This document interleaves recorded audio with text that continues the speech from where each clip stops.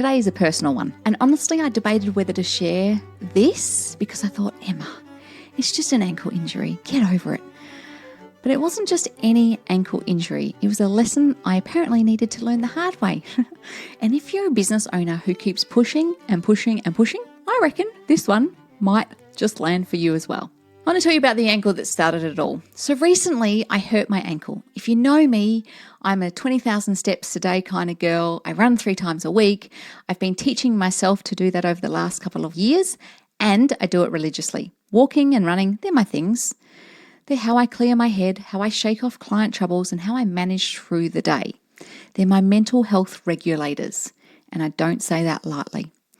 And when I hurt my ankle, all I could do was sit and rest it. The universe had spoken and said, you need to calm down. So I sat and I rested some more. It was very bruised, very sore, and I was trying to do exercises to get it moving again. But after 2 weeks, I basically still couldn't do much. No walking, no running, no 20,000 steps, nothing. Now, during those 2 weeks, I also had to go and get a skin checkup. For those of you who listen to this podcast, you'll know that I had a melanoma cut out last year. So we needed to check that everything was okay from that. My amazing skin doctor, Dr. Jason Haar, looked all over my body as he normally does. And I grew up in the 70s and 80s in Western Australia, no less. So I have a lot of sun damage. And he looked at one particular spot and he said, I'm just going to take a photo of this. The last time he said that, it was a melanoma. So he took the photo, and when he finished, he said, look, it's probably nothing to worry about. We can either watch it for 3 months or you can go get it cut out. And I'm like, cool, I'll take the referral, headed home to have a little think about it. Now, here's the thing I want you to notice. In my head, I was telling myself it wasn't a big deal. The doctor said it was probably fine. So I kind of filed it away or moved on, or at least I thought I did. And the moment it hit me was when I was jumped on a call with Serena. Serena, who's my sister, my business manager. It was our first day back after having 5 days off. And those 5 days weren't really off in any enjoyable sense to me. I was literally just sitting, resting, not able to move or do much of anything. And Serena started the call by asking me how I was. Just a normal question. How are you, Em? And I burst into tears. I felt flat. I felt heavy and I couldn't work out why.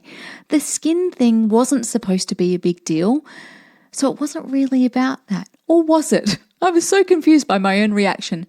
Part of me was downplaying the skin check, while another part of me clearly was feeling the weight of that.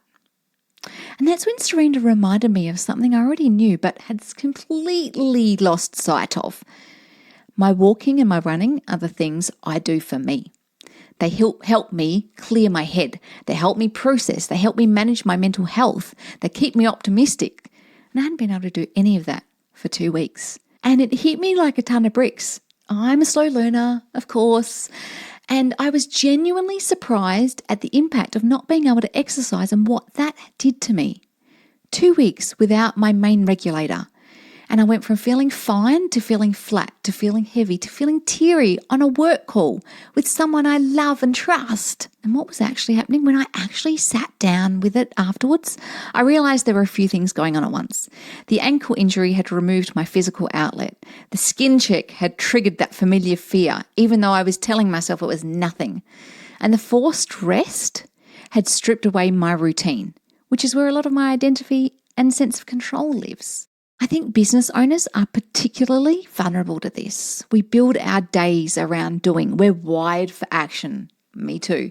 So when something forces us to stop, we don't just lose the activity, we lose the thing that makes us feel like ourselves. And when you lose that, everything else starts to wobble. The cry with Serena was actually a beautiful release. My body was telling me something my brain was trying to ignore. I was not okay. And I needed to acknowledge that instead of powering through. So what did I do? I had to start small, like really small. I strapped my ankle and I did 1,000 steps. That's it, 1,000. For someone who does 20,000 a day, that felt like nothing, but it was something. It was movement. It was me telling my body and my brain, we're coming back. Before that, I also sat quietly with a cup of tea.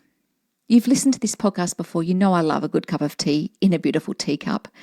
And I just sat with it and just thought about nothing. Zip zilch. I let my brain process without forcing to produce anything. I also practice gratitude for the rest of my body, which I know sounds woo, but I'd been so frustrated with my ankle for letting me down that I'd forgotten that everything else that my body does every single day. Shifting that perspective really helped. The recovery, it's not dramatic. There's no single moment where I go, yeah, I can run again. It's going to be gradual. I promise it's going to be gradual. And I want this to serve as a reminder. If there's something that is working for you, keep doing the thing. I had a client, and I won't name her, but she will know who she is. Sales was working for her. She was following the framework we'd set out. She was doing business development religiously. She was exercising. Everything was humming along. And then she got busy. And when she got busy, she stopped exercising. She stopped doing her business development. She stopped doing all the things that had created the momentum in the first place. And then everything slowed down all the way back down.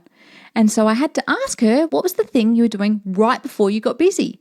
And she said, I was exercising, I was doing my BD, I was doing all of the things religiously. I'm like, right, so you just stopped doing all the things that helped you.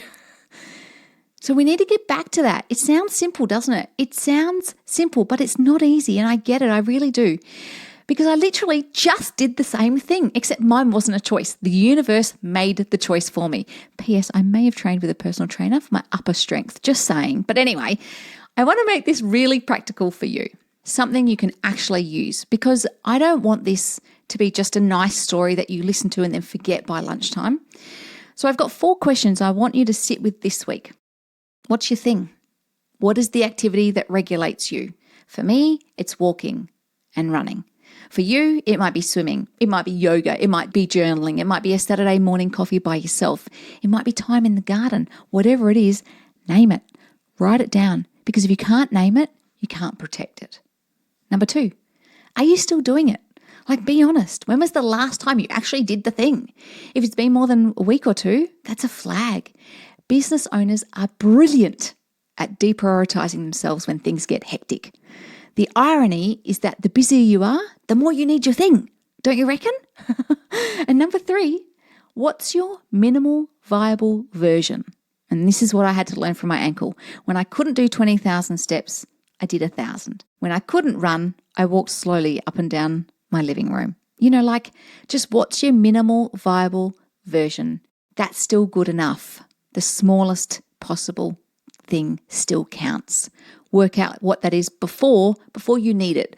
Because when life takes your legs out from under you, and at some point it will, we need to know what good enough looks like so you don't just stop altogether. And number 4, what are your early warning signs? For me, it was feeling teary, flat, heavy, and not knowing why. It was bursting into tears on a regular work call. It was telling myself the skin check was fine when my body was clearly saying otherwise. Your signs will be different. Maybe it's snapping at your partner. Maybe it's dreading Monday mornings when you used to love them. Maybe it's scrolling your phone at 11 p.m. because you can't switch off. Learn your signs. Write them down. Tell someone you trust what they are so that they can flag it when you can't see it in yourself. A word on the I'm fine trap. I'm very good at this. I want to say something about this because I think it matters.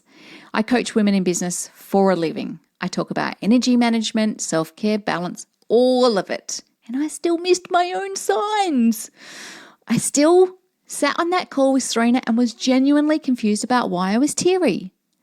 Just because you know the theory doesn't mean you're immune. Just because you help other people with this stuff doesn't mean you'll catch it in yourself. That's why you need people around you who will ask how you really are and won't accept "I'm fine" as an answer. And Serena did that for me. She didn't let me brush it off. She reflected back to me what she could see. And that was the moment I started to understand what was happening. Who does that for you? If you don't have someone, find someone. A business buddy, a coach, a friend who gets it. Someone who has permission to say, hey, you don't seem like yourself. Let's talk about that, because we're not doing enough of that. I'll leave you with this thought. In business, we talk a lot about strategy and sales and revenue and marketing and systems, all important, but none of it works if the person running the business is running on empty. Your mental health is not separate from your business. It is your business. When you're regulated, you make better decisions. You show up better for your clients. You have the energy to do the business development that keeps the pipeline full. You have the patience for the difficult conversations. When you're not regulated, everything suffers. And it doesn't always look dramatic. Sometimes it just looks like feeling flat, feeling heavy, not quite knowing why. And if that's you right now, please hear me. You are not broken. You might have just stopped doing the thing that keeps everything else working. Go do the thing. Even the smallest version of it. Let's just start there. This one's been a personal one. You know I'm serious because I have my mum bun on, if you're watching on YouTube. And I just wanted to say we all feel things. It's not just an isolated incident. There is a community of business owners, of human beings. We all feel heaviness at some point in time. You don't have to look very far to find that heaviness, by the way. You just need to have a look at the news, or you need to have a look at what's happening in the US. That's all you need to do to feel heavy. And it's okay to feel that, and it's okay to process that, but don't get stuck there. No one wants you to be stuck there. I look forward to seeing you next time on Tea with the Queen.